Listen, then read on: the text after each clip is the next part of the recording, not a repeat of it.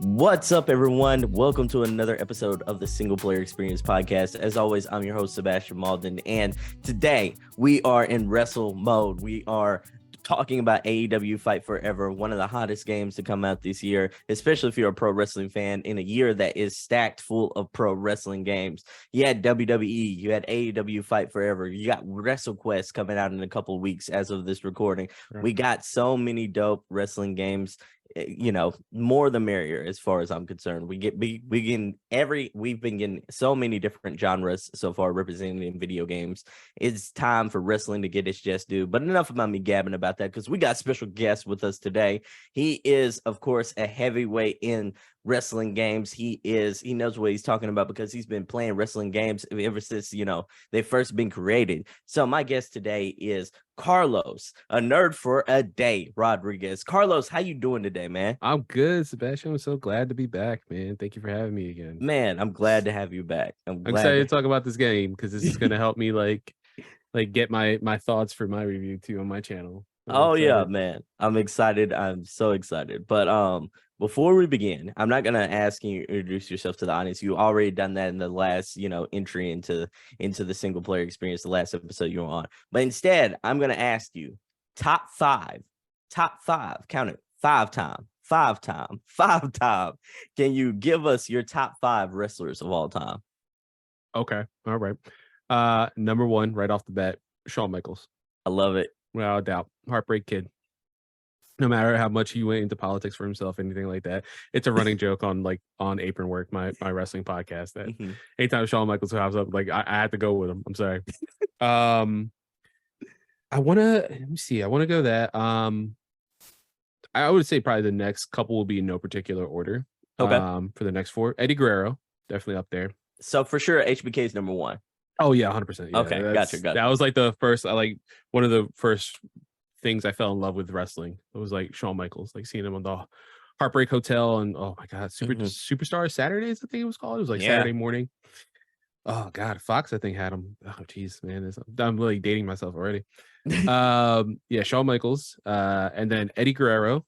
That's someone who I watched. He made me watch WCW growing up, because I wasn't a big fan of WCW. Not that it was just I was more just straight up WWF guy growing up. So I was really wanted to turn into the cruiserweight. So because of him, I got, into the LWO, Rey Mysterio, Psychosis. And then I was like, man, these guys are awesome. And then WCW, did WCW and never. Yeah. I'm right there with you. I watched WCW for mostly the cruiserweight division as well. Dean Malenko, La Parka. Oh man, I love me some La Parka. To this day, honestly, yeah, it feels like that cruiserweight division with WCW feels like almost the reason I would watch Impact for the knockouts or X division.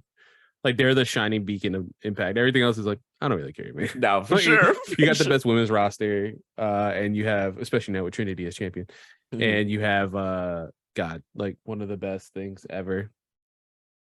Oh, hold on 1 second. No, do your thing. But yeah, I'm right there with you. It's one of those things to where I'm if you have a good cruiserweight / X division, it can carry a mid-level show. I've always been of the opinion that, if you can stack that undercard full of really dope wrestlers that are just doing the damn thing, down there, all you really have to do is follow through on the story on the top end of things. Honestly, yeah, that's all you have to do, which is, it's cool when you see those two divisions, when they're done right, it's, oh my god, especially in WCW back in the day. But yeah, I would say Shawn Michaels number one, number two, well, not number two, but Eddie Guerrero would be a second one. Trying to think who else. I know Batista's definitely up there as a big man. I mean, it's not even just the entrance theme, right? He has one of the best entrance themes ever. God, and then oh my god, it's just his entrance, everything like that. I remember the first time I went to go see Batista. I was so hyped. He just had the world title. He had it for a little bit. He was doing really good. And then that's the night he turned it in Philly. And he got hurt. No. So I was at the SmackDown. I was I literally decked out. I went to the shop right before we got beers and stuff. And I got my Batista shirt, Batista beanie. I'm all Batista'd out, ready to go. and he like drops the title in the beginning of the episode, and he's like they promised that world champion by the end of the episode, which was Kurt Angle, which was awesome to see. One of the many world title wins I've seen. But yeah, Batista has to be up there. That dude's just also funny enough, like seeing in the scope of like wrestlers turn actors, he is the best one. Like he has the most get range. down with that. Yeah. Yeah. I can get down with that. I would put him number 1, and weirdly enough, I would put number 2 John Cena. Oh, so you're a Rock 3 guy. Yeah, only because, and I'm not saying anything bad about Rock, because I know a lot of people are like coming around like, oh, The Rock sucks as an actor and all this stuff. I'm like, come on, guys. Where were y'all like 5 years ago? We were all hyped. We were all watching Central Intelligence with him and Kevin Hart. No, come on. We're fans. It's fine. Yeah, for sure. But the range with The Rock, like, I always feel like he doesn't have that, like, he's like always tough guy, or funny and tough, but like never gets beat up. John Cena, I've seen do like stupid things. And like he has a movie with Lil Ray Howard that's absolutely hysterical. It's on Hulu, but and then Batista he does funny, he does serious. I don't know, man. Insane. So that's 3, right? So we need 2 more. Vacation Friends is the movie you were thinking of, by the way. Vacation Friends, yes. I love that movie. That's so funny. Good. So my funny. God. Did you know they're making a sequel? Are they? Oh my God, that makes me so excited. Oh my God, that makes me so excited. Because it's just ridiculous. You don't imagine seeing someone as big as John Cena doing all the stupid crap that he does in that movie. And poor Lil Ray Howard, man. Like he's so good as like the straight man in that just being like, I don't want to do all this crazy stuff. He's too crazy for me. He really is so good. Man. Oh my God. So number 4, I'm gonna put Taz. With a caveat being ECW Taz. Okay. The second he went to WWF, he was good for like a couple months, and that was it. I don't think he ever recovered in my eyes after like Stone Cold like basically dogged him out with that Lions story. That was one, and then they should have just put it on him for one night when he got the ECW title off of Mike Awesome. While he was still a WWE contracted wrestler. Going on SmackDown, challenging Triple H for the WWE title. Like, just give it to him for one night, man. let him lose it on Raw. It's fine. I don't care. Let Tommy Dreamer come out, beat him up. Whatever. Just give it one night, man. Just one night. They couldn't do it. Could not do it, man. It was so frustrating. That was one of the ones that was like, I don't think they're gonna use him right. That was it, man. So that's 4. I'm trying to think for 5. I think I'm gonna. This is one that, because I thank God for the WWE Network and stuff like that, I started coming around to. It's a random one that just popped in my head, but I want to say, pardon me, Ricky the Dragon Steamboat. Oh, old school. Yeah, I did this thing when like the network first was released, and I was like, I want to watch every pay-per-view in order. I did pretty good to like 1986. Oh, that was a rough years. Those were some rough years, man. And I think WCW starts at like 83. So I was like, literally, all right, so let me, cause I'm stupid, and I'll do this with any show or anything. I was like, I gotta watch everything in order. So I like had a list of like, all right, so this WCW pay-per-view was first, and then I was doing it. I was like, man, Ricky Steamboat was so good. And he was crisp. Yeah, and then seeing him take on Jericho all those years later after his retirement was even crazier. Like the fact that he still had it, like, man, just insane. Yeah, but that's a more recent one, man. I started talking to a friend of mine, Mark, who actually, funny enough, I'll shout about real quick. He makes content for like WWE 2K. He uses like that and makes like custom shows, like a what if 1990 WCW wasn't booked horribly by Kevin Sullivan. Like he'll do that. He'll book it himself. He does the announcing and all. It's awesome. That's dope. Yeah, I was talking to him about. Yeah, it's awesome. Yeah, I was talking to him about Ricky Steamboat. I'm like, do I love Ricky Steamboat? I'm like, yeah, I love Ricky Steamboat.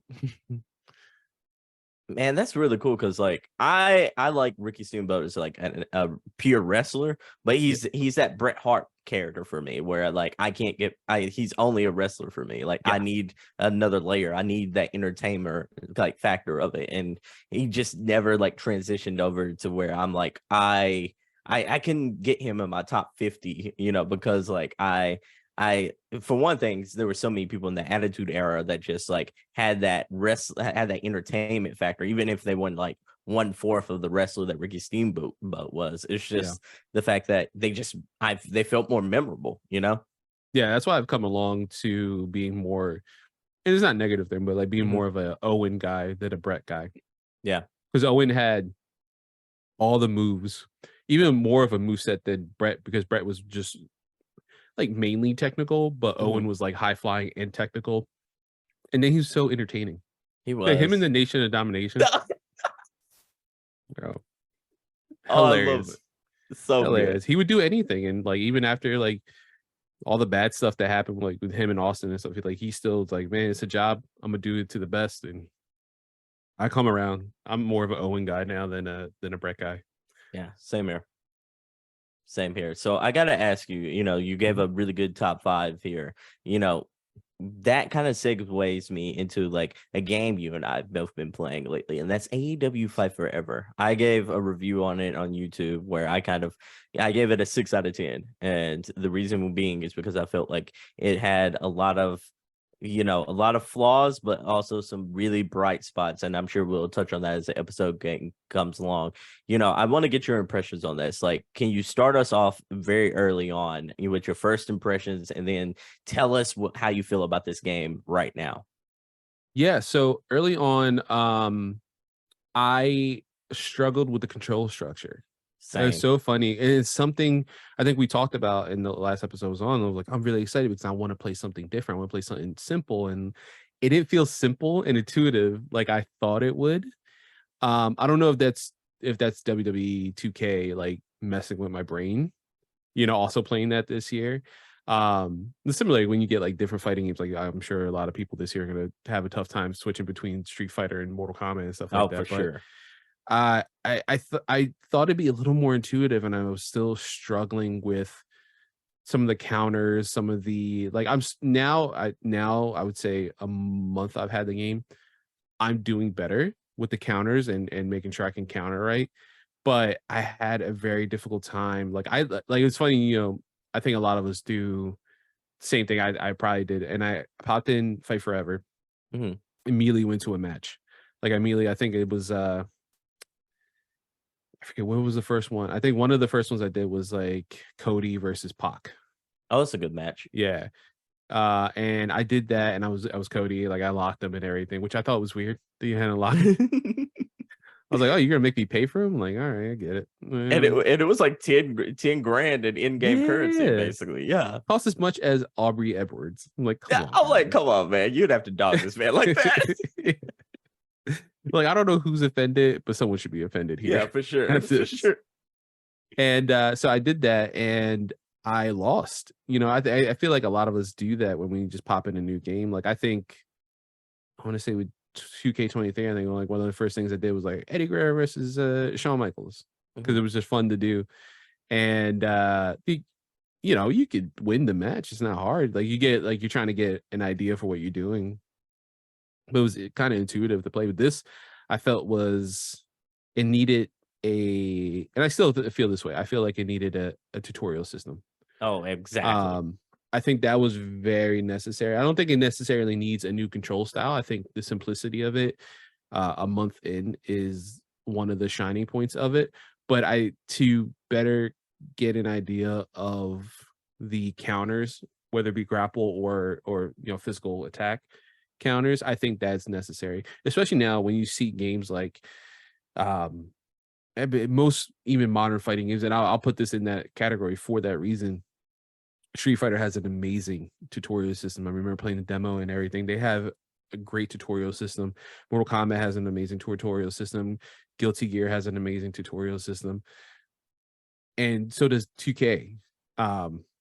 They did a great job, and especially if you like last year's was the one where they took a little bit break and came back, and they had a newer control style, a little bit different, and it was smart for them to have a tutorial right off the bat. And you could skip it if you want, but they kind of stress like you should do it. Yeah, this is one of the ones I think you needed to do. I think so, especially because I think a lot of us was like, oh, cool, it's going to play like the N64. And then you look down, you don't have that controller in front of you. You have an Xbox or a PlayStation or, whatever controller you're using. You're not using this 3-pronged like pitchfork controller from back in the day. You're using, something modern, and to get a feel of that, it was a little rough. It was like just throwing in basing into the deep end and was like, you got to survive. And I was not surviving. I lost like a lot of matches, and I was like, this is really making me angry. This is not fun. Like I'm not winning, and not like I don't necessarily need to win everything. I think to talk about one aspect real quick, because I think they did it really well in something else. When you start Road to the Elite, the story mode, and they throw you into the Casino Battle Royale as your first match ever. That was rough. It was rough, but understandable, you know? Like I'm sure someone can win. And I know there's brackets of like, if you win that, you know, the story goes this way. And if you lose, it goes, obviously, you know, I think a lot of us lost. So me losing that match, I had no issues for it. That was the fun I was kind of looking for, you know, where I was like, oh my God, I'm doing pretty good. And then like I'm just getting like out of nowhere, Sting is just hitting the Stinger Splash, and I'm like screaming at the TV. I'm like, oh my God, this is what I wanted. This is that feeling I was craving. That like, no, I could do, you know, and then get like not being able to counter and stuff. It felt like being transported back to the N64 days, or you know, WWE SmackDown versus Raw, since Ukes worked on those games as well. I missed that feeling, and this was one of that. That was like the moment where it started clicking for me in Fight Forever. But the beginning was so rough. So rough. And then I funny enough, like in my idea, like I'm like, oh, I'm gonna do back-to-back reviews, but my brain is gonna be messed up when I create those videos. Like when I sit down to really like, let's play through it again, switching back between Fight Forever and 2K is gonna be very daunting. I think my brain's gonna have like a hard time like settling that. But I think it definitely is a rough start. I don't envy like brand new players, someone who loved AEW, whose first, you know, foray into professional wrestling is like AEW, watching it, starting with Dynamite and everything, and then be like, I love this company so much, I want to purchase their game. I also love video games, and then just getting thrown into the deep end. I think it might leave a lot of people with like a bad taste in their mouth. That's why I worry.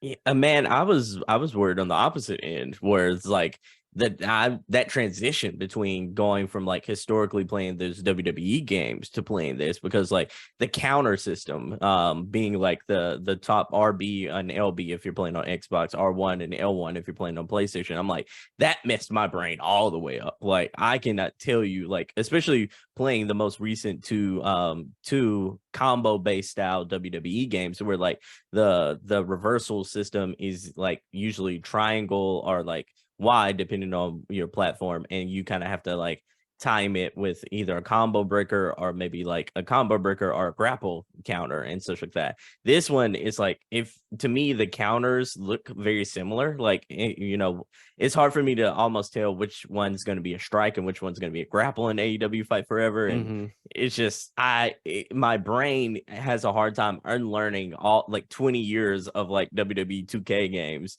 and then bouncing back and trying to like adjust to this. Like even still, I played AEW Fight Forever a little bit before we started recording, and like Me too.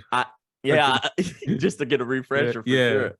It was one of those things to where I'm like, I had to play for around 30 minutes before I could start going like, okay, I can compartmentalize like what's the differences between those different structures. It's like, but I can pick up 2K right now and play flawlessly, at least like semi-flawlessly in like 5 minutes. Yeah, and it's just so. that it's just the way it messes with my brain historically is like astounding to me.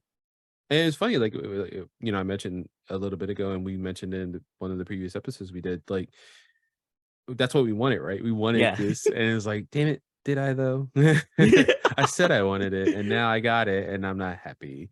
I think it's going to be interesting to see what a Fight Forever 2 is going to need. And I think previous episode I was on, I was mentioning like I would love to have Fight Forever be like a live service almost, where you just build on it year by year. Like, no, I want a part 2. Yeah, like, exactly. I want a drastically different game. Not drastically, you know. I think this was in development for so long. I think it was smart. Just even looking at the Wikipedia page, like the fact that the engine's Unreal Engine 4, I think that was probably smart. not switching to Unreal Engine 5 when they could have, because that would have delayed this game Even even more. more so. Even though like no one promised us a timeline for it, we were just like fervent for right. We really wanted this game since the AEW was announced. We were like, "Oh, Kenny's part, Kenny's gonna make a wrestling game," and he did. I desperately want a Fight Forever 2 with maybe tighter controls. I would love them to address the counter system specifically. I feel like that window is it's hard to tell when that window is, like like you mentioned, like a lot of the stiffness of the character animations, and that's not necessarily a bad thing. It's just there's no tell. Like with Yeah. WWE, I feel like when I miss a counter, I messed up. Yeah. In Fight Forever, I don't know if I messed up or if if the game is messing up in my head. Like, is it? I'm not.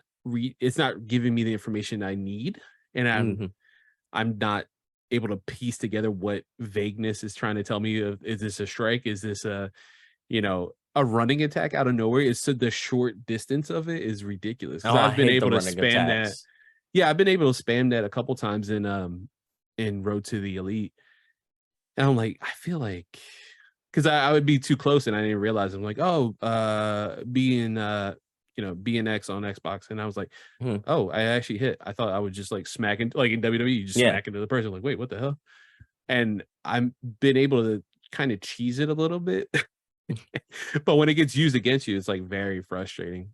Oh, for sure. Yeah, I would love to see what if they can start from Unreal Engine 5 from jump. I think there is a lot here that is very good for a first game ever, and something that isn't, let's say, like what was the previous wrestling game that came out, I believe last year, Retro? You're talking about like was it in this same vein, or was it like 8-bit kind of wrestling game? It played similar to the 8-bit games of like yesteryear, and it had like all-star roster. It had like Matt Cardona, like I think Justin Roberts is like a voice in it, Tommy Dreamer's in it. I want to say Retro Arcade, but that doesn't that sounds right. But yeah, that is, I think that specifically chose a genre, a generation of wrestling video games, and it did it very well. But there's been a lot chasing this N64 early, PS2, GameCube era of wrestling game. And I think a lot of other companies, and they, I'm not, crapping on indies. I think a lot of them have been very successful in trying to make something new. But this was the one that I think a lot of us were like, oh, they're going to do a good job. I don't know if I would say they did a good job. I think they did a decent job. The thing about it that I find interesting is how much fun I'm having. I'm trying to remember, like with Road to Elite, what was your thoughts on that? I like Road to the Elite, but not love it. I feel like Road to the Elite and my thoughts about it are like the same thing I think about overall about every single aspect of this game. I feel like it has good bones, a good, like the concept is there. I just don't feel like the execution is as cooked and prepared as I would want it to be. Like Road to the Elite, I like the concept. Is that story mode very simple, it's easy to understand, but then it also has complexities that I feel like somebody should have tested, like there should have been play tests that sort of prevented you from releasing a game to where like I'm just gonna spoil some aspects and like a little bit here. So everyone listening, the full spoilers going forward for AEW Fight Forever. You don't want to be spoiled. Don't come back after you get your fill of the game. So that said, Road to the Elite, in the final portion of that, where you just magically get a world title shot if you're not already the champion, was absolutely one of the worst, most confusing things I had ever seen in my entire life. Like, I cannot believe that they had this buildup of like the female wrestlers, because before this, hardly any storyline revolved any female talent, I think, other than Chris Statlander, maybe. Like, but I think she has one little story if you're playing on the male, like playing, I think, on the male side of things for sure. But like outside of that, There's no storyline, and all of a sudden these female like superstars just come out and start like putting you in different matches one after another that are increasingly like supposedly these hurdles that you have to overcome, and then right afterwards you just magically get a title shot. You win that title shot, the mode is over, you won the game. And I'm like, there was no buildup, there's no actual like overarching story but for this whole entire mode. It's not like what here's the thing, I don't want to completely play the like comparison game between WWE and AEW, but one thing I absolutely loved about WWE this go around, especially in 2K23, was like the story in the career mode. I loved both sides, whether it be the male or the female. I think the female side is way better, but I still liked both modes because they had an overarching story that gave you ups and downs all throughout that felt like they were not necessarily the highest production value, but they felt like they made sense in the world of professional wrestling. This story felt very much like and I'll just be frank here, like a Kevin Dunn style booking of where like it did of like, I'm just going to randomly throw something out there and hope it kind of sticks.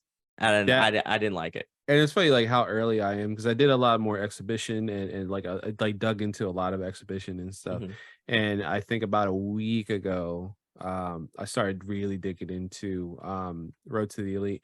And it's funny that you mentioned that because I was frustrated. Like I said, to me, it was a very strong beginning, starting with the Casino Battle Royale. I thought that was very fun. And then like that challenge came back. I was like, oh my God, can I do this? Because I got pretty far and I'm like, am I going to win? Like, I wonder how the story goes then. And obviously I lost because you just can sustain so much damage. I think even, and then I was really happy with like the initial, like, all right, you have four things that, well, yeah, I thought that was okay. The Hangman story. One of the things I liked about that as well was that there was, the weight, I don't know, say not weak, but like when you go to a new town, you have 4 options to do something. Not 4 options, but like 4 times you can do something, whether it be sightseeing, mini game, eating, dining out, which I love doing that. I did too. I think there's a lot of humor in the game itself that is so endearing. And I legitimately have stopped and taken like screenshots and laughed and like sent them to friends because like just certain things I'll spoil one in a moment. But yeah, when you got to the end of the Hangman thing, and I'm playing as Ricky Starks. That man needs a world title shot. That's the only way he's gonna get it right now. He should have won. I was like, I'll make him do it. I was like Thanos. Like, fine, I'll do it myself. And when he like gets his bag stolen, you win the tag titles. I won the tag titles. Off of Best Friends, which that also made me laugh. I'm like, oh, that's the only way they got the titles. Is it because in this game? I'm like, damn it. And then Hangman's like, I stole your gear as a rib, ha ha ha. And then I kicked him in the face. I'm like, all right, so we're gonna build off of this. And there's no build after that. Oh, there's no build. And I was like, well, where are we? What? And you just move on to the next storyline, which is something with Death Triangle. Like they mentioned Hangman, but then it's like more about Death Triangle. Like, do you want to be a member of Death Triangle? And then that goes one way, and then after that, it's like something else. I'm like, it's kind of not how wrestling is, though. Like once you like, there's like, you know, round 1, round 2, round 3, usually like the rubber match. And I was like, we're not there. Kind of shocked. I was like kind of shocked about this. I'm like, this is weird. That's definitely a criticism of it. I haven't been able to like, and then I actually, I'm, as I mentioned, I'm playing as Ricky Starks. I wanted to do a female play, but I remember, I think either your playthrough or a friend of ours, Mario Rivera, for Point of Progress, I think his as well, I think mentioned that like there's not much there. No. And it's shocking. I mean, you have 2 women's titles that are in the game, mind you. Like the TBS title is in the game. Why not do something with that and try to make it as long? Not everything needs to be for a title, mind you. Like you can, they're also the roster. I mean, it's decent enough, but it's definitely more male heavy. Oh, for sure.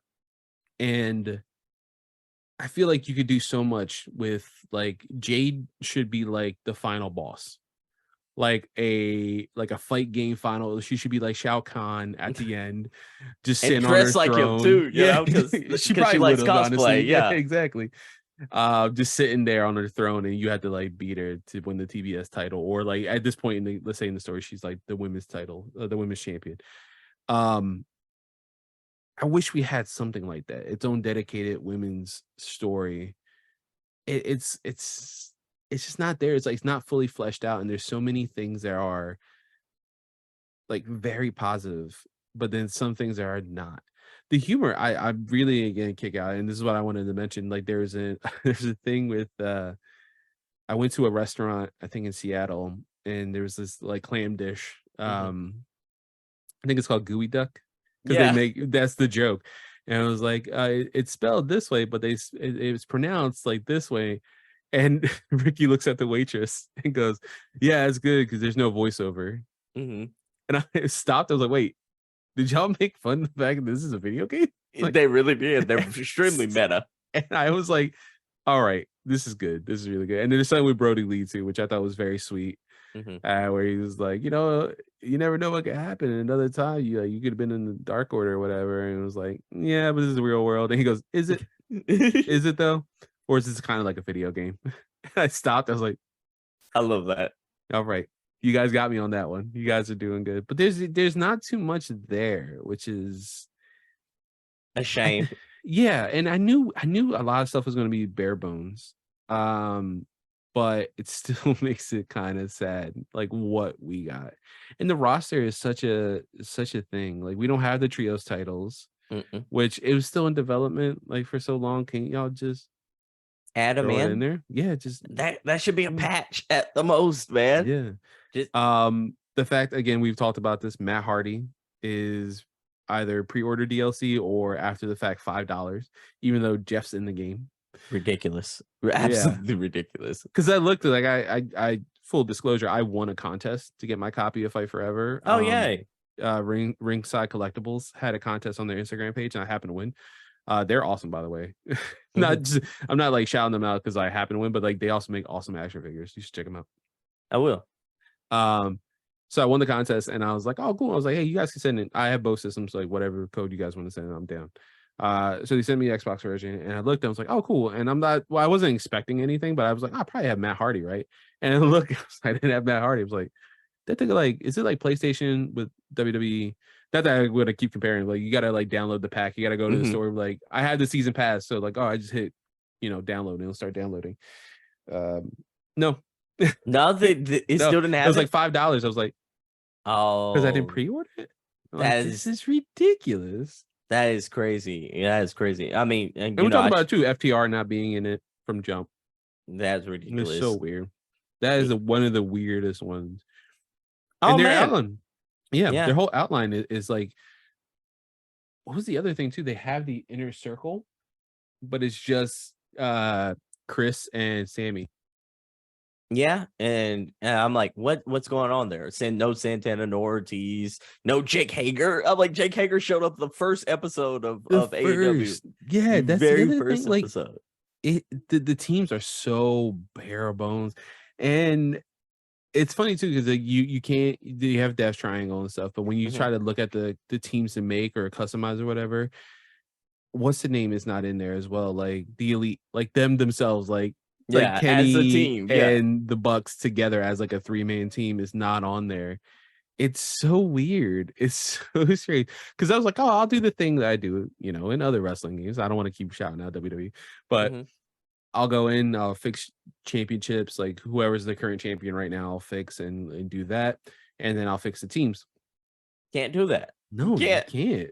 Like you have to go and manually win those titles off of somebody. And I can't make Toni Storm the women's champion because Toni Storm's not in the game.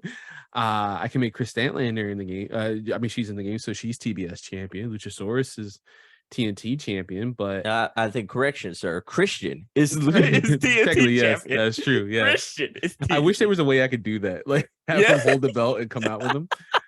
But there's so much missing. It's so weird.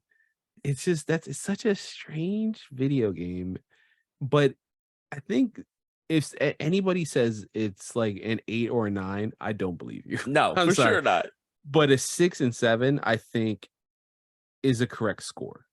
Even Uh, this early in playthrough, I think I can confidently say, like, on my rating scale, it's probably gonna get a 3 out of 5. oh, that's And good. that's okay for, like, it's okay. You Yeah. know, like that kind of funny, okay, like, Yeah. it's okay. It could be Yeah. better, but it's, it's not egregious. It's not horrible. I love that kind of funny, okay, where Greg Miller like specifies it out, like Yeah. where he does the whole Is should thing to the side, and it's like, Yeah, it's exactly. Like, okay, is it a good okay? Is it a Yeah, bad okay? it's just It's okay. okay. Yeah. Yeah. Um, but there are also some smart things, man. Like there's so many weird intuitive things. Playing Road to the Elite and having Ricky, I had him wrestle Wardlow Okay. like on Rampage, and I'm like, cool. I'm just gonna kick Wardlow in the face. And I was doing that like kick combo, Mhm. and he goes for like Itaguri, and he hit him, and Wardlow just stood there and Like, ate it. did And not flinch. yeah, and I was like, that's awesome. Mhm. I want to be angry, but now I have to figure out a different way to hurt him. I love that. And yeah, there's like little things like that that make it fun. Or I love in my head, I had Ricky wrestle Paul White and I tried to pick him up and I was like, yeah, that's not gonna work. I didn't think about the combo move I was trying to do. Mhm. He's like Big Show's basically just staring at me like, yep, yeah, it's gonna That's hurt. right. That's about accurate. I see. I had that realization that they had a weight detection system when I fought Lance Archer, and I was just like, oh, this isn't gonna work at all. And I like that, like you were saying, like I like the realism of that. But I will have to say though, I don't like. I feel like there should be grandfathered weaknesses in this game as well. Like if you're fighting against Miro, go for the neck. Like and have Oh his neck be yeah. vulnerable. That would have been so cool if they added just that extra touch of like having like historical injuries be in this game. Yeah, and it's funny, like to compare, like let's say like another AAA game, right? That just came Mhm. out this year, like Final Fantasy. Friend of the show, Harv. Yeah. He mentioned his review of that you could tell where the budget went for Final Fantasy 16. Not necessarily like there's like missing pieces or anything like that, but like the acting and the cinematics are so, and the story is so beautiful, so well done.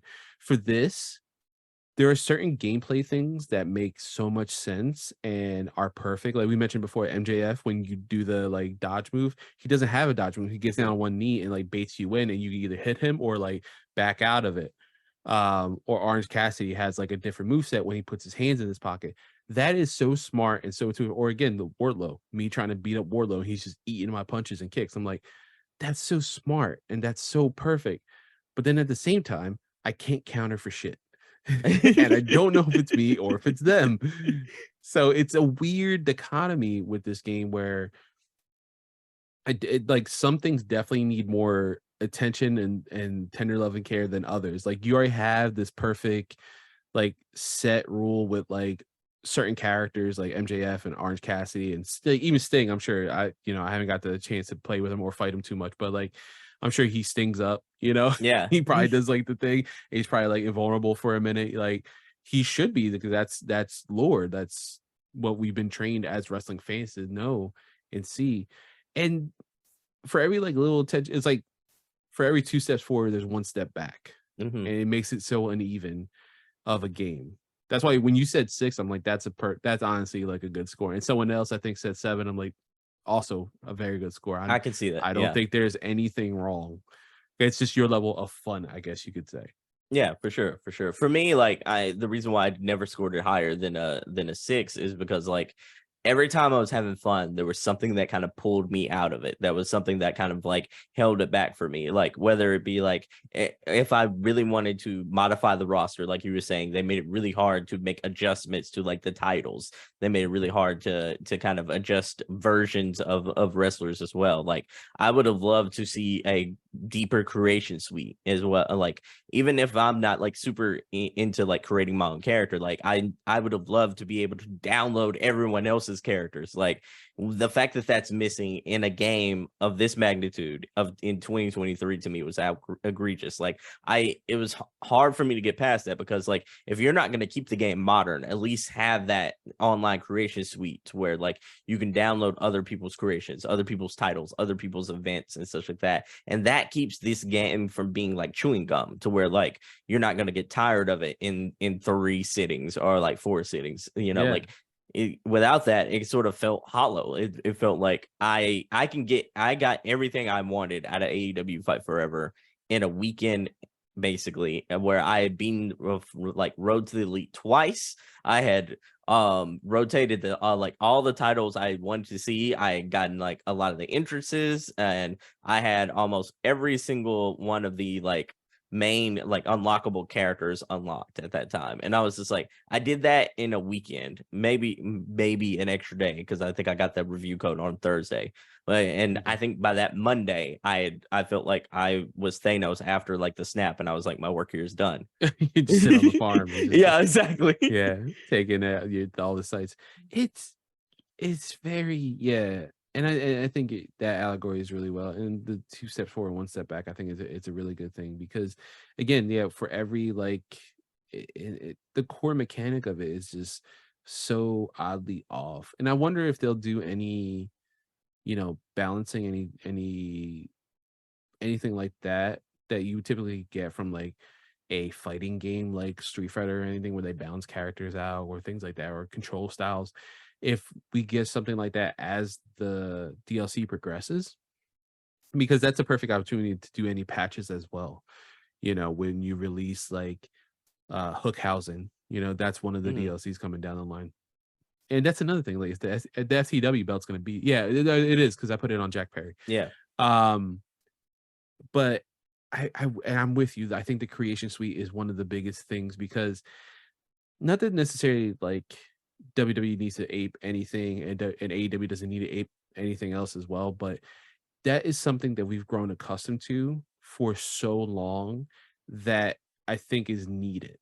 It's not a specifically WWE thing. I think it's specifically something for creators. And you also like nix a whole community of people who make content off of custom creations. Like I mentioned my friend earlier, Mark Lindsay. He creates like Lex Luger from 1990 with the perfect blonde hair, and he takes time and he does all this stuff. And we initially, when Fight Forever was like ramping up before they actually had a solid release date, we were talking of creating a show with me, Mark, and another one of our co-hosts when we had our wrestling podcast way back in the day, called The Entrance Ramp. We were going to do a what if CM Punk never got hurt in Fight Forever. But like hurt in AEW recently? Yeah. Like what made like he first got hurt, and like no like brawl out, nothing like that. We just build up like, all right, so who would his next thing be? Who would this, something like that. And those plans have stalled. But then initially when we saw how much you could do in Fight Forever, and there wasn't that creation suite that you can, really kind of not even necessarily detail it so much so, but like pull somebody, like if Mark's like, man, I can't get like CM Punk's like basketball shorts attire correct, but this person like what's his status? Let's say he's a really prominent WWE content creator, right? For 2K. Yeah. Get him. Oh, he's got the perfect knee pads, everything like that. He did it perfect. Let me just download that for this episode of our show and we'll commentate over it. That switched over to like 2K, because you have the ability to do all that, right? To make CM Punk look like his dog collar match with MJF, anything like that. And they have that robust system, and it doesn't necessarily need to be robust. Like it can still be like the kitschy, very cartoony look of Fight Forever, but man, I wish I could just download Toni Storm. Exactly. Yeah, and I want to like play as her too, because her move style is so cool. And one of your critiques in your review as well too, I think it's so smart, was or worth mentioning too, is the move set when you're creating a character or you're trying to change a character's move. It's like, what was it? It's like armbar 1, armbar 2, armbar 3, armbar 4. And you have to like scroll through every single one of those. Like, it's ridiculous. That is very old school, like wrestling, and especially nowadays where you know, a lot of us are smart marks out there, and we know a lot of the names, a lot of terminologies, or alternate names for them. Why not have that? Like, even all right, there's a joke in AEW Fight Forever when you're choosing moves. The FI is called the diverticulitis 4 or something like, Yeah, for sure. which is a inside joke with the Elite. Mm-hmm. So against Brock Lesnar, which is scary. I wouldn't do that. Never in a million years. Never. I don't know who won that Elite CM Punk match, but I bet you're not going to win against Brock Lesnar in real life. CM Punk, I've seen him get his ass beat 3 times. And oh yeah, for sure. Not in real life. Yeah. So that's funny and that's cool, but there's for that joke and that moveset, as a smart fan, that there's armbar 16, and what's the difference between, and you have to sit there and watch like what the difference is. And instead of, like, I have a custom character in 2K. Again, I'm trying not to talk about 2K. You can't help it. Like, it's hard not to. Yeah. I said that at the very beginning of this episode, like the comparison thing, but like you cannot, like, this isn't like WWE and AEW programming to where like you can maybe talk around comparisons. This is like legitimately comparing like a IP with another IP who also is like developer used to make a game in that old IP. So I'm like, yeah, I think comparisons are just natural in this game, Yeah, I keep thinking about like when Spider-Man PS4 came out, and a lot of people were like, it plays like Batman. I'm like, all right, it does, and that's smart because it did it right. Yeah, exactly. If it ain't broke, don't fix it, bro. Exactly. Like, for real. Yeah, don't do that. But I remember clearly like watching recently Forbidden Door 2. Mm-hmm. Kenny has an amazing match with Will Ospreay, and Will's was it Zero Cutter or whatever, like his finisher, his newer one. I was like, damn, that's really cool. I want to add that to my custom character in 2K. And I was like, oh, what would be like the normal name for it? And I just looked, like, I was like, I'll just go on Google and search for it. And it's like twisting butterfly, like suplex or whatever, or neck breaker or something like that. I went in, looked for it. It was right there in 2K with the normal like wrestling move name. I clicked it, added it to my character, saved, and was done. And now I have that. But like, I didn't have to go through like 50 items before you scroll down and get that. Because it would in Fight Forever, it would just be like suplex 82.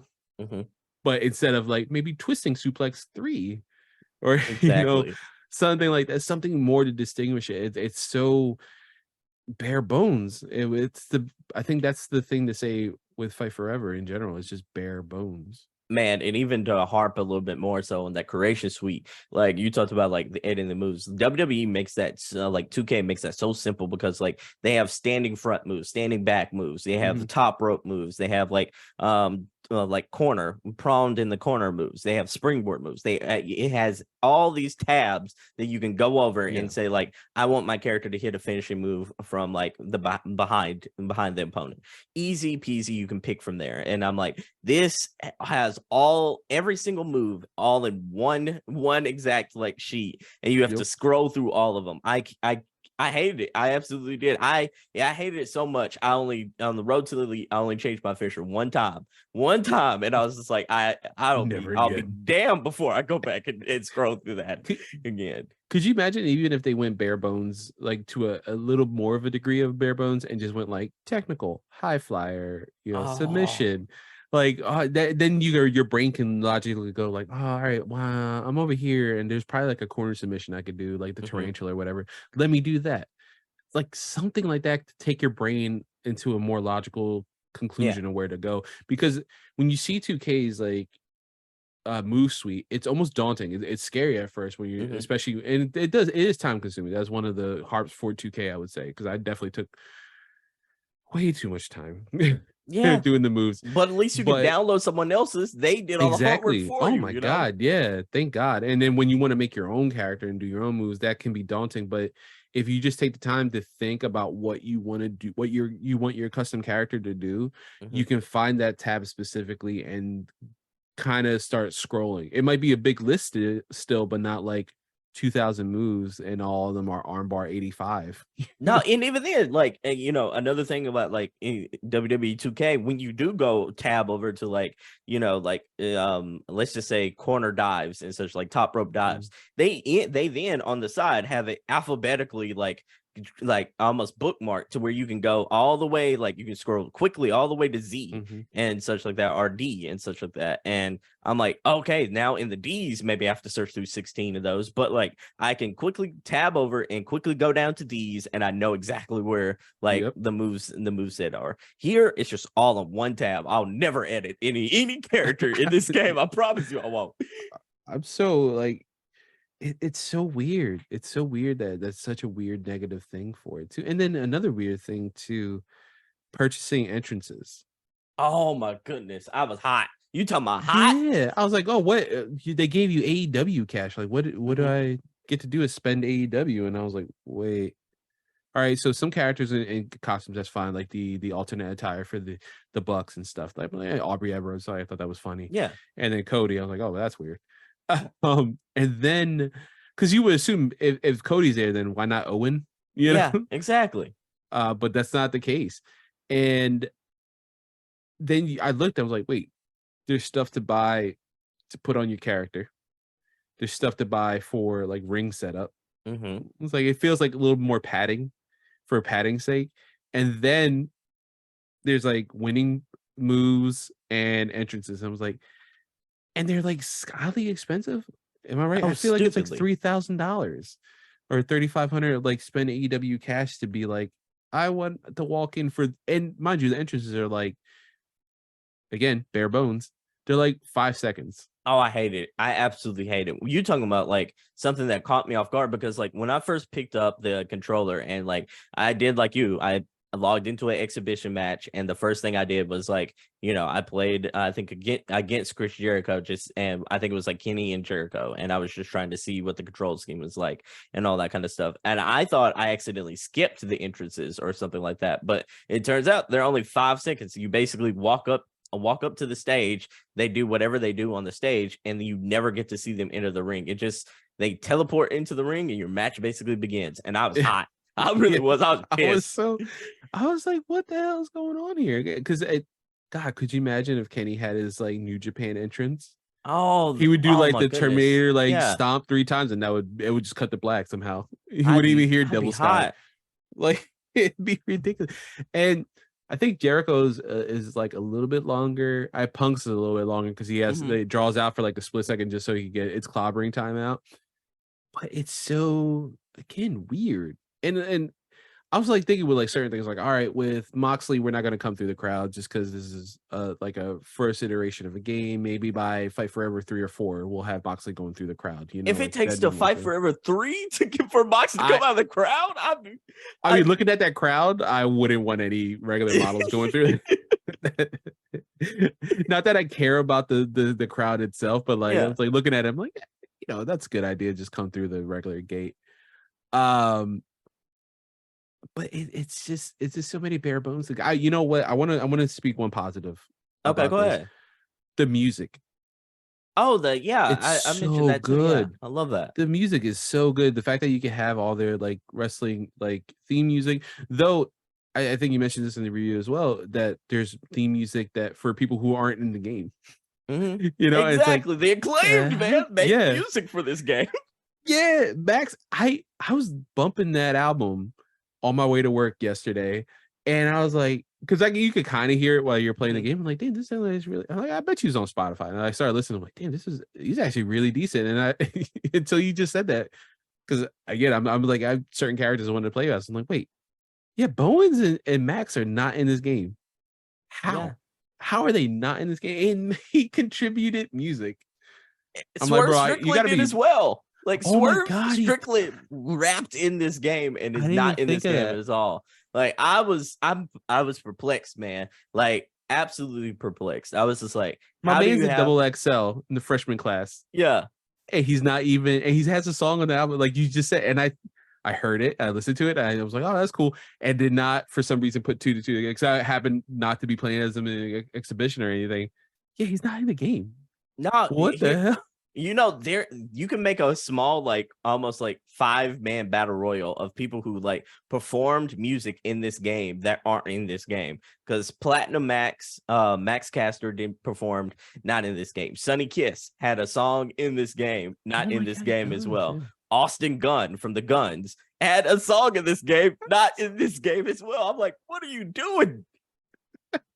What are you doing? What's that sit down meeting like? Like, hey, we're scanning people for the game today, and like Austin walks up like, hey, my turn, right? Can you go over here real quick? I want to talk to you real quick. No, for sure. We're gonna be see you in catering. We're gonna be see you in catering, sir. Go ahead and grab a seat right here in catering. Yeah. Why is the microphone here? Don't worry about it real quick. No, for sure. We just need you to spit a couple lines. Give us half a bar, and that'll be your contribution. Yeah, like I'm looking at the DLC right now, and it's like FTR, and then the Bunny, Keith Lee, and then Hookhausen. That's it.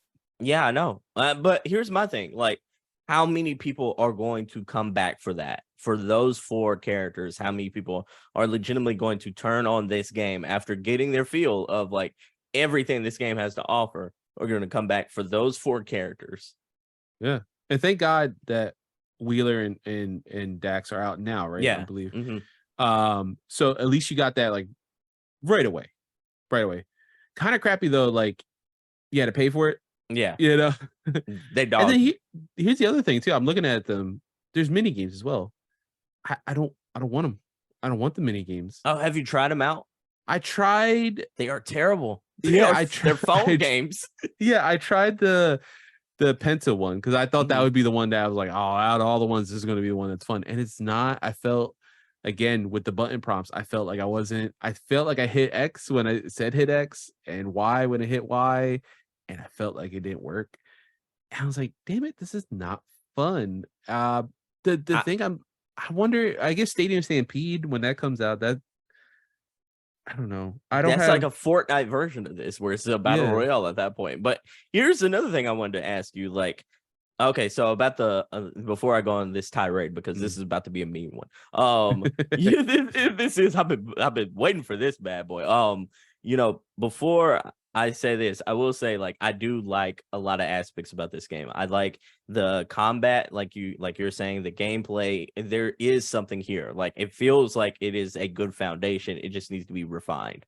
I feel like the entrances and everything like that, while I wish they're good, they're just not very long. They're, if they were actually like full-fledged entrances, I think a lot of us wouldn't have any complaints about that aspect at all. Another thing I want to say is I love the commentary in this game. Like, I don't feel like the commentary is as repetitive as old WWE games were back in the day before like this latest refresh. And I do want to say, like, I feel like while I have a lot of gripes about some matches being missing in this game, what is here is fun to play outside of tag matches, because I hate tag matches in this game. But they are so frustrating. They're like one of the most frustrating things ever. I feel like I get double team moved all the time, every single moment, and I like I said in Road to the Elite, you're teaming up with Pac, or like you get to choose a character of the one of the members of Death Triangle. And he grabbed Dustin Rhodes, and I was like, cool, I'll go like next to him and hit like A, and it's not intuitive because there's no tutorial. And I don't know what I'm doing. But it tells you like Regal's like, hey, which is random as hell that Regal's in the game. Like, dude, at that point you got to make him a playable character. Owen Hart's in it, and he never wrestled in AEW. Like, mind you, it's like a historical thing. That's cool. You gotta make Regal, man. I want to play as Regal. Come on, man. Even if it's just in a suit, like, just have him in there. I swear, I hope for Fight Forever 2, it's almost like AEW, like AEW's version of Raw versus SmackDown. So it's like AEW versus ROH, and we have like Nigel McGuinness as like commentary, but then you can also play as Nigel McGuinness, like from ROH history. Like, that would be so awesome. Stuff like that would be great. It's so not intuitive though. And I went up to Dustin next to Pac, and I hit A, and I tried to do something, and nothing happened. Like, nothing. Next thing I know, Cody grabbed me from behind and hit the crossroads on me, and I'm like, thank God he's not the legal man. Yeah. Like, because I would have lost right there and then. Oh, for sure. It's so frustrating, man. There's so many like little things like that just it adds up. And you're right, like it takes you out of the for every fun thing you do, there's like 2 bad things. You're like, what the hell, man? And Yeah. then you're almost happy like the Acclaimed aren't in it. Cause like what would their entrance be? Oh yeah. I mean, you wouldn't get You to would hear them hear rap. no, You it would be like listen one time and then just cut. listen, and they just cut. Yeah. Yep, that's it. Oh man. God. I know you were big on, what AEW Fight Forever 2, 3, and 4 would look like. I'm gonna be honest with you. Like as I was marinating before like we got on and started recording, I don't think I want an AEW Fight Forever 2. I think if I'm Tony Khan, I think like so far, I think a report came out in June 29th that this game has nearly generated like $600,000 in revenue, highlighting the game's immense popularity amongst players. I think it sold close to 10,000 copies during that time period. I think I'd take that win for what it is. I think I'd take that lesson, and instead of doing AEW Fight Forever 2, I would do something very similar, except I would call this Forbidden Door. Just call it Forbidden Door, like as a game, and then I would include ROH.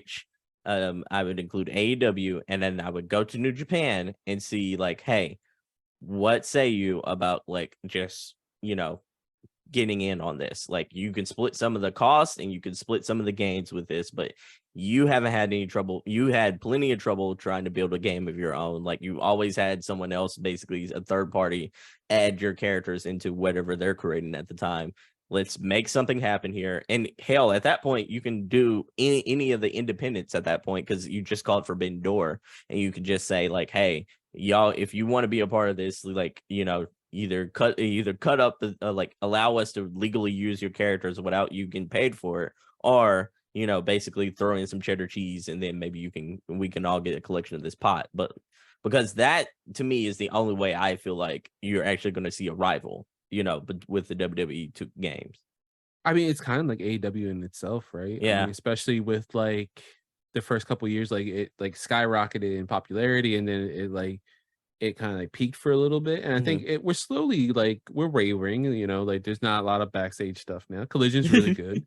Collision's excellent. Yeah. Yeah, it's an excellent show, and Dynamite's been pretty decent these past couple of weeks. So I feel like we're kind of on a steady increase again with AEW, but adding like New Japan, and it's not being like it's only AEW versus WWE.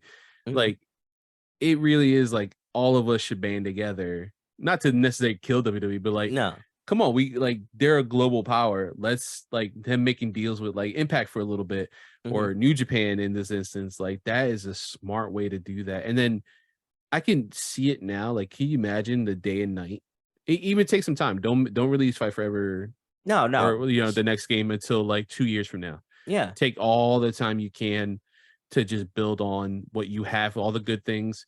And obviously Kenny's mentioned it on Twitter a bunch of times that he is like open to anything like that. Like, please hit him up on Twitter if you have any like criticism about the game. They want to hear it. And he also tags like the person, like one of the developers for it.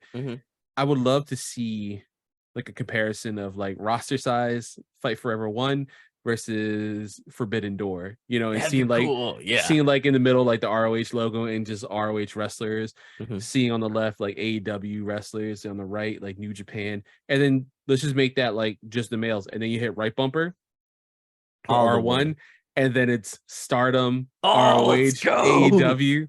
You get Mercedes Moné. Yeah. You get like Gilla, what's her name? I think Julia. It starts with a G. It throws me off. Willow. You get the New Japan Strong Women's title. The Trinity. Trinity somehow. Because she's going to show up at some point. It's Stardom. The Impact's not her only place she's going to be. Yeah, for sure. Get all that, man. And can you finally get in Tony Storm, Saraya, like Ruby? I didn't even think about it. Ruby Soho's not in it, right? No, she's not. God, no, I don't think she's with the company forever. I don't think she's in it as well. Like, hold on, let me make sure. Yeah, she's not in it as well. I'm looking at the no. This is crazy. This is crazy. Like having Athena, like, oh God, she is on a roll right now too, man. yeah. She's doing some of the best work like, of her career. where Mercedes, I can't think of it. ROH, she was ROH champion. Yeah. Oh, but before while you're Yeah. thinking of that though, I mean, Jamie Hayter. Yeah. Like, get her in this game, like, and God. get her into that sequel, like Jamie Hayter, Reba, like, just like people who've been in it for the just very stock beginning. it, man. Like, put some more talent in it. That's why I was like, Yeah. I'm surprised there's not even like Leva Bates wasn't in the game. Like, oh man, anybody, even smaller people, just in the game. I was like, thank God that we have Riho and like Nyla Rose and stuff like that. But and Britt, but like we're missing so much of AEW's history, man. No, with for women. sure. For sure. Which has always been kind of like a problem in the early years of AEW. Like I feel like we're getting better, with it. And obviously having Jade, smart idea. But the fact that Ruby's not in it, the fact that all these people are missing, so much so on the women's side, more so than the men's, is egregious at this point. I compartmentalized this in my head, but like I tried to let it roll off my back when I was playing against Scorpio Sky, like just a match against him, and like on commentary they made I think they made a comment about like him being the first like AEW tag team champion with what was it? What was the group? I'm blanking on the name. Dang. SoCal. Yeah, SCU. And they mentioned SCU as a name, and I'm like, if you mention them as a name, put them in the game. I'm like, don't mention that little tidbit if you're not gonna put them in the game. Yeah, because Frankie just signed with Impact like 2 or 3 months ago. Like, he could have been in the game. Oh yeah, Christopher Daniels works for the goddamn company. Put him in. He still works for for ROH and AEW currently. He wrestled on Dynamite not that long ago. Why is he not in the game? No. I didn't even think about that. That makes me so angry. I want to play as the Fallen Angel, Christopher Daniels. Exactly. His move style is ridiculous. So fun. His move style is made for video games. Like, legitimately, it's a video game ass move style. And now the thing is, now Fight Forever just wants you to go back, buy the Impact Wrestling game. That's the only way you get to play as Christopher Daniels. And I'm not gonna do that. I'm not gonna hurt myself. No, for sure not. Unless randomly at the end of this like DLC cycle, we're gonna be like, and we're adding a lot more. We're not gonna charge you. Here's Samoa Joe. Here's the best of ROH. Get a chance though. No. Yeah, that's the thing. And I wouldn't put the cost out for it either. You're right. I would not put the cost out. I would just focus on whatever the next game is, whether it be 2 years from now. Hopefully not 3 years from now, but like hopefully like 2 years from now. Just hunker down right now, start development now, take your time, don't force anything, and pick apart the stuff that works and just get these character models better as well. Like I don't necessarily need to say like change the art style. I think the art style is fun. I just like, man, there are some characters in here who don't look like their real life counterparts at all. Like Jericho, I can say, okay, that's Jericho. I can say Sting, okay, that's Sting. I'm like, but Sammy Guevara, have you seen Sammy Guevara in this game? Looks so weird. It is very weird. It looks so strange. Pac looks like cracked out. Oh, he does. It really like his eyes scared me. I was like, oh my God, this is haunting. What is wrong with your face? Hangman looks a little weird to me. Yeah, he does. Yeah, and I'm cool with the slightly cartoonish. Like, it doesn't have to be a simulation. A tutorial mode would be great, as I mentioned. Like, I don't even think great. Like, it has to be in there. It has to, no matter what. Like, even if I'm like, by that time I'm used to the control style and they only updated a few things, I think I would still run through it again, just because by that time we're gonna get more, 2K games. Oh, at least 4 more, probably by that time. Yeah. The fact that I could build the AEW roster in 2K better because of custom creations. Oh, yeah. It's pitiful. And you can also play Blood and Guts there. Yeah. Something you cannot do in Fight Forever. No. Cannot do it. And I remember just yesterday when I was playing Road to the Elite, they advertised me in a match. And it was like, it's a lights out match. And then I like the graphics pops up, for the match. And it says on the bottom, countouts on, disqualifications on, and all this stuff. I'm like, that doesn't make lights sense. Out. What the hell? You said lights out at story wise. What do you mean? No. Like, think I didn't try to go get a weapon. I would have been disqualified. Yeah, exactly. Exactly. So dumb. I know we're coming off a little negative, so I will want to say, like, I do think this is a good start. I just, I wish this would have been a little more like well prepared. I wish they would have like fleshed this out more, given us more modes to work with. Like the fact that GM mode is a phone game and not in this game, but they put like 7 mini games in here that belong on the phone, is absolutely incredibly dumb. I And they're cannot say adding how bad more. that is. Oh God. Like why? Like I Oh, just saw that with the DLC. I'm like, don't add more. Just stop. Just stop. no, Yeah, no. you're right. Like I mean, music again is like the Mhm. shining thing for it. I think their whole catalog of music is on par with 2K's. And 2K obviously has like the ability to be like, we'll get Bad Bunny, we'll get AC/DC and all this other stuff. Mhm. But even without that, like I think all Bangarang's tracks are awesome, Swerve's tracks are awesome. Austin Gunn actually made me want to listen to his album. I was like, damn, I actually kind of want to check this out. Yeah. Again, I listened to Max Caster's album because I was like, I really like the songs He's that are got a playing whole right now. album? Yeah, it's 3 songs. Okay. I think it's literally called "Songs for a Video Game." Oh, that's It's dope. the EP. It's just the 3 songs that are on there. There is so much promise. I think I was really hoping for a strong 7 to a weak 8 for this Mhm. game, and it's definitely like more of a strong 6 to, depending on how happy it makes you, a 7. So you played the Xbox version, right? Yeah. Okay, same. I played the Xbox version as well. Like, it makes me wonder, like, because I did run into a little bit of like glitches every now and then, but Mhm. I wonder what this game runs like on Switch though, That's a good question. because I'm Yeah. like, that to me would be like, like I don't necessarily think this is a high intensity graphics game, but like Mm. with how many cutscenes and how many cutscenes, how many times you're going from menu to menu and such like that. This feels like a game that if it didn't necessarily have that SSD in the Xbox and the PlayStation 5, you would basically be bogged down by load screens quite a bit. Yeah. Yeah, I would have to think so. It's funny too, because the only thing I can think of for handheld people playing it has been Steam Deck.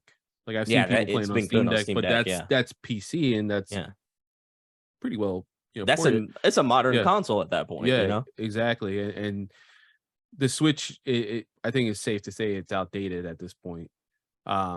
This far into the life cycle. I mean, listen, Tears of the Kingdom runs amazing. It's Mhm. a miracle that it runs amazing. That's how good their developers are at Nintendo. But for every Tears of the Kingdom, then you get Kingdom Hearts randomly being a cloud version, Yeah. because it can't run for some reason on the Switch.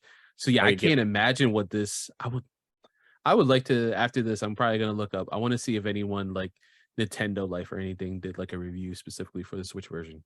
that's a good call. I looked at what was it? Pocket Tactics, their Oh, outlet and such like that, mhm. and they gave it a 4 out of 10, the Switch version. And That's what I like, would assume. yeah. Yeah. Yeah, slightly less than the actual Yeah, console because I'm version. sure the frustrations come probably from fidelity and stuff Yeah. with that. Because I there was a part of me that my podcast host for Paperwork, Michael Restpass, he was like, I might get it on Switch. I'm like, man, I don't know, man. Don't you do that to yourself. Don't you Yeah, do that. you just bought a new computer, man. Like Yeah. you got all new computer parts. You got a decent video card. You should probably buy it for PC. Yeah. Like I don't. Yeah, I know you like the Switch. Listen, I like my Switch too, but no, let's not do that. Yeah, Let's for not do that. sure. For sure. Get a backbone or something. Yeah. Oh man, I think it'd run better on the phone for sure. For sure. For I know sure. my iPhone can run it better. Yeah, for sure. Carlos, I gotta ask you before we go though. I do have 2 last segments of the show. It is our pro nerd trivia portion of the show, specifically a pro wrestling edition, only pro wrestling Yeah. trivia. How do you feel about this? I hope I'll do better than I did last time. Last time you had a decent showing. I did okay. Yeah, Yeah. you had a decent showing. All right, here we go with our pro wrestling only pro nerd trivia portion of the show. So here it is. The first question: who won the first Andre the Giant battle royal? Memorial battle royal, that is. want to say Big Show, but that was definitely not correct. I feel like he won the second one. I blanked and forgot he won one, if I'm being honest. Because I think it was like the writing's on the wall. Just give it to him for the first one. And it was like, no, he's not. Oh, okay. I know he definitely did not win the first one. Say Baron Corbin. That's a very good guess. That's a very good guess. Baron Corbin, I think, won the third one, is what it's saying. Okay. It was like a big one. Like him winning, it was like, oh, NXT's Baron Corbin won. Yeah. Like, so Cesaro was the correct answer for that first one. Cesaro won the first one, Big Show the second, the third one, Baron Corbin, and then Jinder Mahal, and then Mojo Riley. Mojo Riley won. What a waste. It's so doubtful. Yeah, it did. God, really that would, yeah. Now we don't even do it. Thank God, actually. All right, here we go. This one is a little bit of a hard one. It's a good throwback question though. Who was the wrestler whose tagline was "We the People"? Oh, that would be I'm gonna say Jake Hager is his real name, but Jack Swagger. Absolutely correct. And Cesaro, yeah. All right, so in the 2000s in WWE, what are the names of Rey Mysterio's finishing moves? 2 of them. Oh, West Coast Pop. And Drop of the Dime. Or it was 619 as well. Yeah. Yeah, 619 West Coast Pop. There, you're right on the money there. So 1 wrong, 2 correct. Here we go with this next one. Which WWE superstar had the most Intercontinental Championship reigns? Like holding the title? Yeah, like yeah. I'm gonna say Jericho. That is correct, sir. Yeah, that 9, right? Yeah. Yeah. Because I think now in total he has 11 technically Intercontinental titles because he won New Japan's twice. Yeah. Oh yeah. All right, so you're down to your last question. Here we go. This one's a hard one. Who hosted WrestleMania 33? Who hosted WrestleMania 33? Is that Kim Kardashian? Who hosted WrestleMania 33? Not city wise. This is actually like person, like people wise, by the way. Okay. Because I didn't want people to get confused about what city was actually involved in that. Yeah, weirdly enough, they will give hosting duties to someone. Yeah. Oh, wait, is that I'm trying to think of the year. So what we're about to be in 40, right? So that was 7 years ago. This was in 2017, by the way, just to give you a little hint there. Was it the New Day?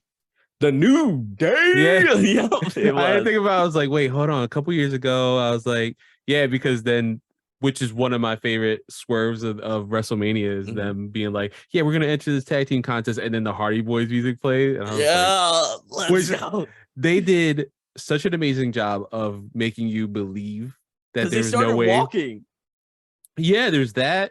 The fact that the Hardys wrestled on ROH the night before in a ladder match against the Bucks and lost the titles. Like, you just assumed that they literally wrestled ROH the night before. Yeah, that's an all-time favorite. And they came out in their Final Fantasy 14 gear. That's right. Yeah. All right. So I want to get you my last segment before we do the plug spot in the R&R. I want to get you on the record. Who do you think is going to dethrone Roman Reigns for this title? I honestly think it's going to be Cody. I think it will be in Philly. Okay. So at WrestleMania next year. I pray to God someone buys me tickets. Somehow, some way, some shape, some form, because I know I can't afford them. I'll be a sugar baby for anybody who wants to anybody. Night 1 and 2. If you could do both and somehow get me to Wale Mania, I would do all of that. Because if not, I'm still gonna try to find a way to go to Wale Mania. I already took off a year in advance, just with a hope and prayer I could get in there. Yeah, exactly. It's a secret. I'm just putting it out there. I think it's gonna happen. I hope it happens in Philly. I think it's gonna happen in Philly. I think it'll be WrestleMania 40. My hope though is it doesn't become stale on either end. I think Cody should have won this year. You think so? You think? Yeah. Yeah. I think that was the trigger. You pull that trigger, and any storyline that's going on right now could have been without that belt.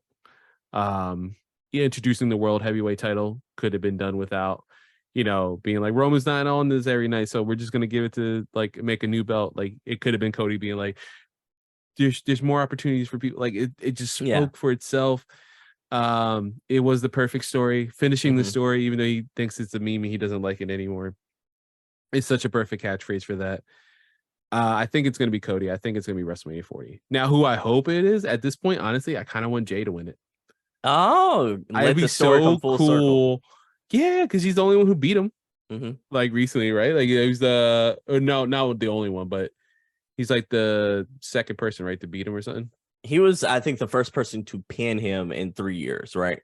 Yeah, because of the tag match. That was Money in the Match. Yeah. And I think he may have handed him his last loss too. I think before that. Yeah, I think so. So, man, just do it, man. At this point, just even it's like Ricky Starks and me playing through Fight Forever as Ricky Starks because he deserves a world title match. Just give it to him for a week, at least. Give him the Mick Foley treatment, basically. You look how highly we look at Mick Foley. He's a multiple-time world heavyweight champion. He didn't hold the title for long periods of time, but he deserved the win. And at this point, main event Jay deserves that title. It could either be Jay, Sammy, or Cody at any point this year. And they fumbled the ball with Sammy. They fumbled the ball with Cody. They're just fumbling. Yeah, exactly. When they didn't give it to Sammy, like, oh, obviously he's going to Cody. So he has to win, and he didn't win. I was like, okay, that was a good match. What the hell are we doing? It'd be fun just to see where we go with Jay. Yeah, I hope you're right. I think either those. Also, Jimmy's the one who always gets the DOIs, right? Am I right? Yeah. Right. So it's safe bet to keep it on Jay. Yeah, for sure. Don't give it to Jimmy. It's fine. No, for sure not. But who knows if he's going to drive drunk again?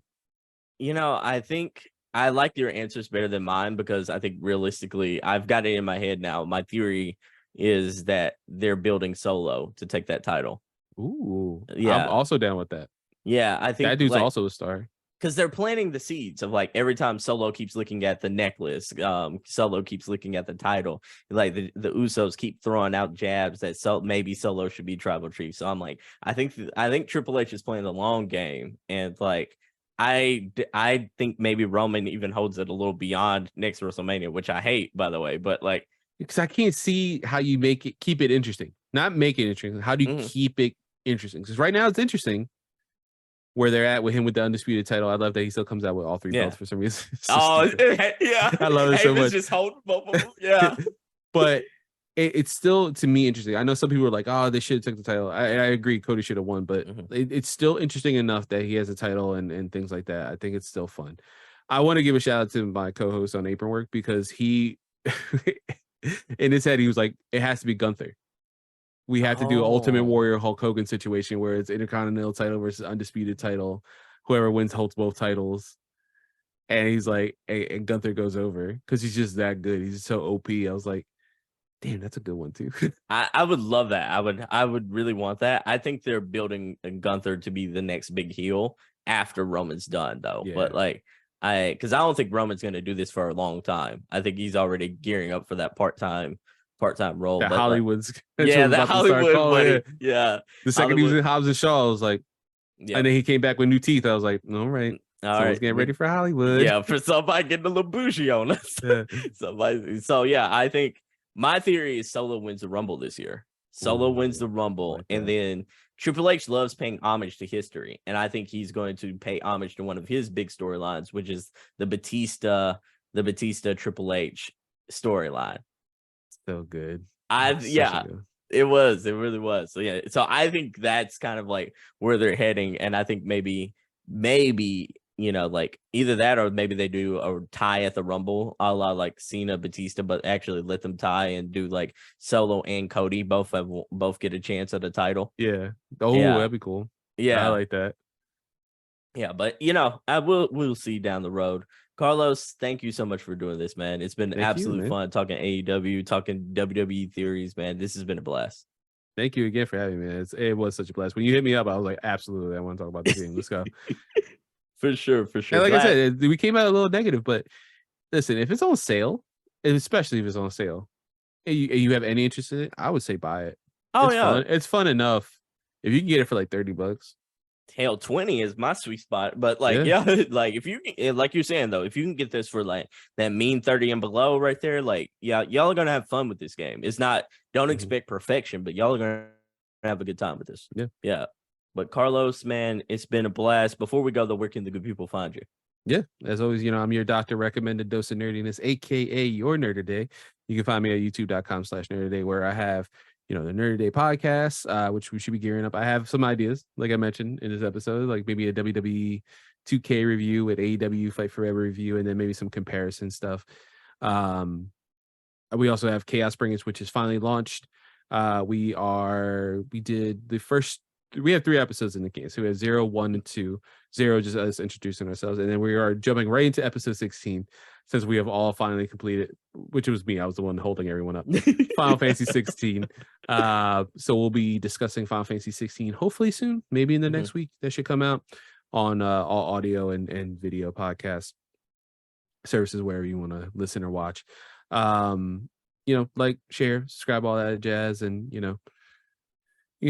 Twitter's still a thing, so for now. So yeah, they putting X's on the Twitter now. So that's the thing. I'm on everything else. Everything else is Nerd Today, all one word. But if you are still on Twitter and that doesn't somehow go down in the burning fire, just put underscores in between the words and you're fine. Okay, that's where you find me.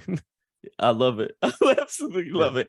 Everyone, man, thank you so much for listening to this episode. Listen to us rant, rave, and critique AEW Fight Forever. If you have your thoughts about AEW Fight Forever or, just general wrestling theories, give us a comment, give us a like, give us a review. It really helps the podcast grow. And we love to hear that feedback. But in the meanwhile, thank y'all so much for listening. I've been Sebastion. That's been Carlos, Mr. Nerd Today. And you can find him on all the links down below in the description of this episode. And we're out. Bye, everyone. Peace. Peace.